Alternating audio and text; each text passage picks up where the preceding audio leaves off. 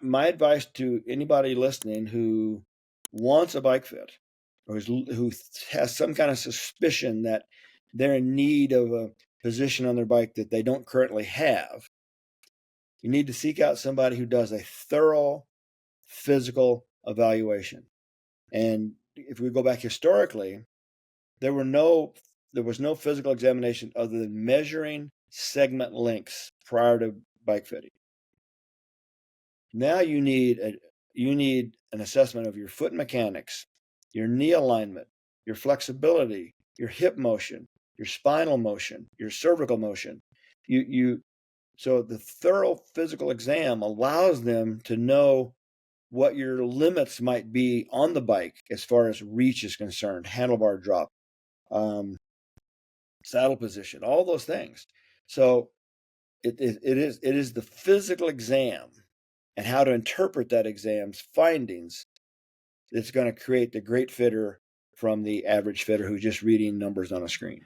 Yeah, I'm glad to hear you saying that, because I have a foot in both camps, so to speak. My background is very much in academia, but my riding education, or as the French say, le métier apprenticeship, came through France, which is anything but scientific, at least at the time I was there. So I had a little bit of a skepticism. I know there's a local bike fitter here, and he's a retail fitter, and I've heard so many amazing things about retail, but he's not a cyclist, he's a tennis player. And I was like, this doesn't make sense to me. And everybody was saying, why would you not go to the local guy for a bike fit?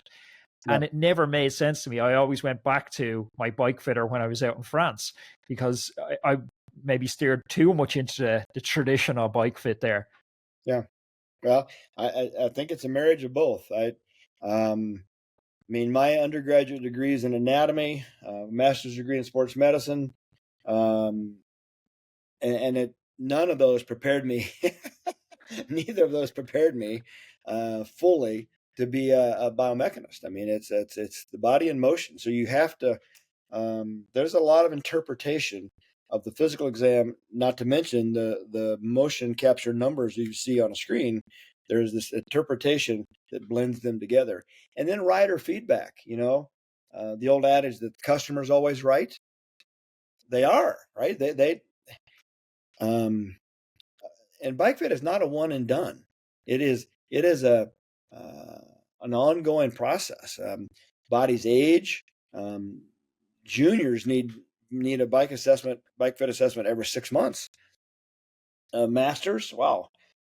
In the peak of my work career, my bike position went up. My torso position went up. I had, so the Roubaix bicycle that from Specialized, right? The first endurance bike out there was partly, if not mostly, my idea.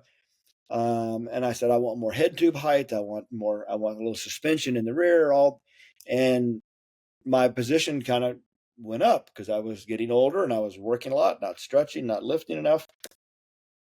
After retirement, and I started getting fit again and really concentrating. My position today is the same as it was when I was 35. Fascinating. So it had this big bell-shaped curve. And so bike fit is not a one and done. It is not. So how often do you think a rider over the age of 30 should be getting bike fit, non-professional? Oh, I think a once a year look is and you should go back if you have faith in the guy gal, generic guy, who fits you, they should be keeping really good records of what your flexibility was, how things feet flatten as we age. So your need for more arch support, more forefoot varus canting is probably going to go up as you age. So once a year to have somebody look at you who has known you through this process is a superb idea. Absolutely. If you enjoyed this little clip from the podcast, you can check out full episodes of the podcast on any podcast platform, Apple, Spotify, or wherever you get your podcasts. Also, you can click up here for another video that I know you're going to love. And don't forget to subscribe to the channel. See you next day.